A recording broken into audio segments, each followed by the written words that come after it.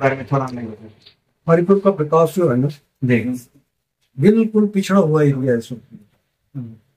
जैसे यानी कि पुराने समय में आज से यानी कि 100-150 वर्ष पहले ये यहाँ पे मंडी हुआ करती थी। हर चीज यहाँ से कांगड़ा तक सप्लाई होती थी। परंतु अब ऐसा यानी कि चौराहा बनाए, इसके विकास के लिए किसी ने कुछ किया नहीं। वो पैसे का पैसा ही है। यहाँ पे राजा थे, राजा के किला था, आपने देखा होगा, गए होंगे, वो भी गिर के जो है बिल्कुल साफ हो चुका है।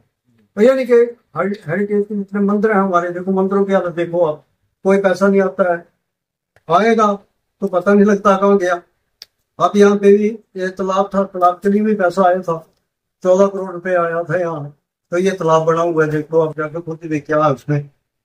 तो हरिपुर की यानी कि विकास के लिए मेन चीज ये है, क्योंकि यहाँ के पात्र जो हैं किसी भी समय आए वो सब पार पे आए। और जब तक यानी कि लोकल आदमी आया उसने भी कोई काम नहीं किया, वो भी पैसे का पैसे रहा।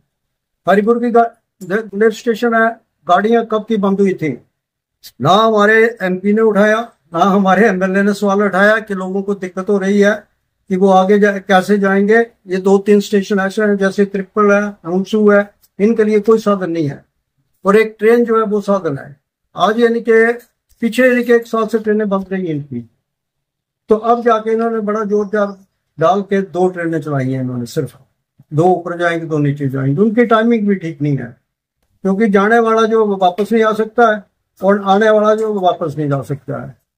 तो ऐसा लगता है कि इसका पिछड़ापन किसी भी सरकार ने ध्यान नहीं दिया कि ये इतना पिछड़ा हुआ एरिया है। अगर इसको यानी कि डेवलप करना चाहते हो तो एक अच्छा हेरिटेज विलेज बन सकता था, परंतु इसके लिए कोई भी यानी कि ये सोचता नहीं है, चाहे विधायक हो, एमपी हो, जो भी हो, किसी ने सोचा नहीं है। ये साथ में हमारे लुंसू है, तो यहाँ बस से यानी कि मैं जब 78 में यहाँ आया तो तब से वहां पे पुल नहीं है। एक छोटा सा पुल जो है वो पार चाहिए उनको आने के लिए। जब आएंगे तो 8 किलोमीटर का फिर डाल के आएंगे वो लोग। बरसात के दिनों में तंगी हो जाती है लोगों को।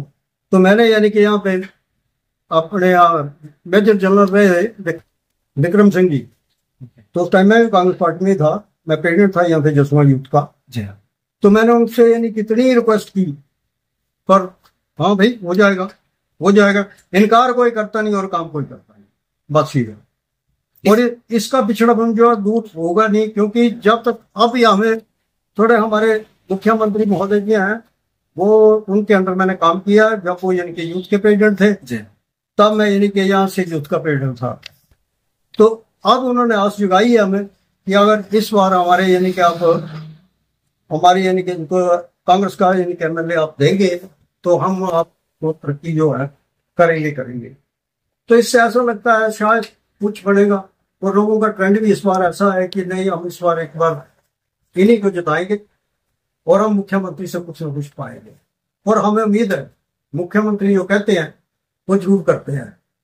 और यही इसी आस के साथ इस बार हम इलेक्शन में जो है मैडम को सपोर्ट कर रहे हैं टोटली, और किसी को नहीं कर रहे हैं।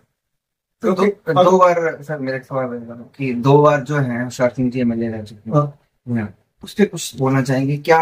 उस समय में क्या कोई कार्य नहीं हुए? उस समय में ऐसा था ना, तुषार सिंह जी आजाद जाते हैं, आजाद जाएंगे तो वैसे रहेंगे। अगर किसी के देखो ना, आजाद का वो हिसाब होता है, मांगेगा यार दे दो, वही हिसाब है, मांगने वाला हिसाब है। कुछ लोगों का कहना है कि यहाँ पे जो बस स्टैंड है वो शासन के, देखो ना बस स्टैंड जो है, बस स्टैंड क्या एक आप सोचते हैं कि बस स्टैंड से यानी कि इलाके की तरक्की होती है? छोटा सा सोचो आप, अगर बस स्टैंड बनाने से अगर इलाके की तरक्की हो जाए तो हर जगह बस स्टैंड बना के तरक्की नहीं ली जाए। इस वक्त तो ये कंडीशन है, ये बस स्टैंड सफेद आपकी दुकानें लाट हुई, कोई नहीं चली। आप देख के आए होंगे बस स्टैंड पे 3-4 बैठे हुए बेचारे, उनका है कोई कारोबार वहां पे? आपने देखा होगा वो भी ऐसे बैठे हुए हैं। तो इससे ऐसा है कि बस स्टैंड की जगह यहाँ तो कोई इंडस्ट्री लगा देते हैं। हमारे लड़के जो इनकी बद्दी में घूम रहे हैं, कहीं घूम रहे हैं, लोगों के घर में काम कर रहे हैं, तो आजकल बहुत काम करते। तो कॉलेज बनाया हमारा, इसका यानी कि कॉलेज का इनॉग्रेशन करने वीरभद्र जी आए थे, तो वीरभद्र जी ने दिया कॉलेज, वीरभद्र जी ने था, उन्होंने ढनेरा में अनाउंस किया ये कि हमने कॉलेज जो है हरिपुर दे दिया है।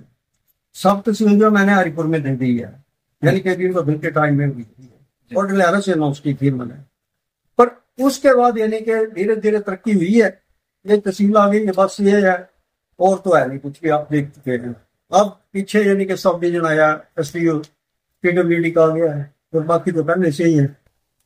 तो ये हिसाब है, यानी कि हरिपुर का पिछड़ा कोई कम नहीं हो सकता है। यहाँ पर पॉलिटेक्निकल कॉलेज आ जाए, कोई ITI आ जाए, कोई यानी कि इंडस्ट्रियल प्रोजेक्ट आ जाए, तब जाके ये मिलने, नहीं तो ये तो बस्ती बिगड़ी जा रही है दिन पर दिन। आपने पुराना बाजार देखा होगा कैसा, वो ये थोड़ा सा नया हो गया, बाकी पुराने वाला ध्वस्त हो रहा है, दुकानें गिर रही है।